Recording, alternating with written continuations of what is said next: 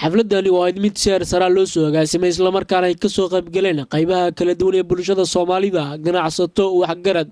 aqoon-yahano culimada diin ayaa waxa xiriir kula kala wareegayay gudoomiyaha jaaliyadda beesha sade ku nool dalka South Africa Maxamuud Cabdullaahi Salaadi iyo sidoo kale gudoomiyaha cusub ee jaaliyaddaasi ay yeelanayso mudane Sheekh Cabduqaadir Maxamed Cali Facayo waxa sidoo kale goobta ayana ka hadlay gudoomiye ku-xigeenka jaaliyadda beeshaasi mudane Sanay Madaxi Gacmi iyo sidoo kale gudoomiyaha jaaliyadda Jubbaland ee dalka South Africa Maxamed Axmed Nuur Xaashi Weyrax waxa sharaf ii ah aan ku faraxsanahay inaan muddadaas kadib ila kala qayb qaato kulankan ujeedadiisu tahay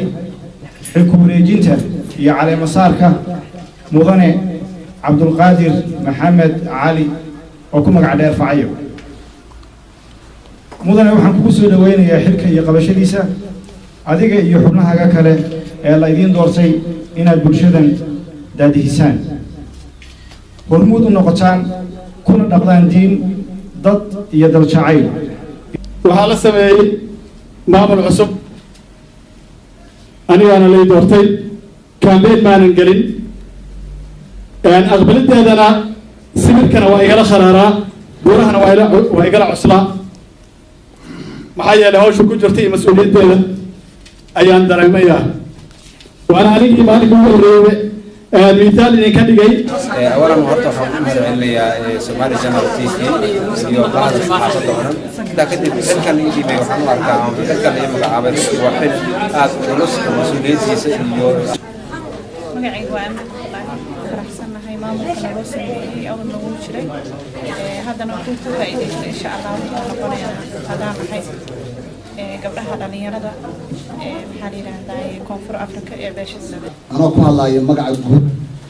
jaaliyadda gobolka Western Cape ee South Africa magaalo madaxana ay u tahay magaalada Cape Town waxaan u hambalyeeynayaa Sheekh Cabdulqaadir Maxamed Cali Facayo waxaanu leenahay waanu garab taaganahay wax kaste oo wax qabadkaaga ugu dambeyntiina xafladaasi ayaa ku soo ilaatay jawi aad u wanaagsan iyadoo jaaliyadda beesha sade ku nool dalka South Africa ay soo dhaweeyeen maamulka cusub ee jaaliyaddaasi Cabdullaahi Maxamuud Amiin Cabdullaahi Qorshe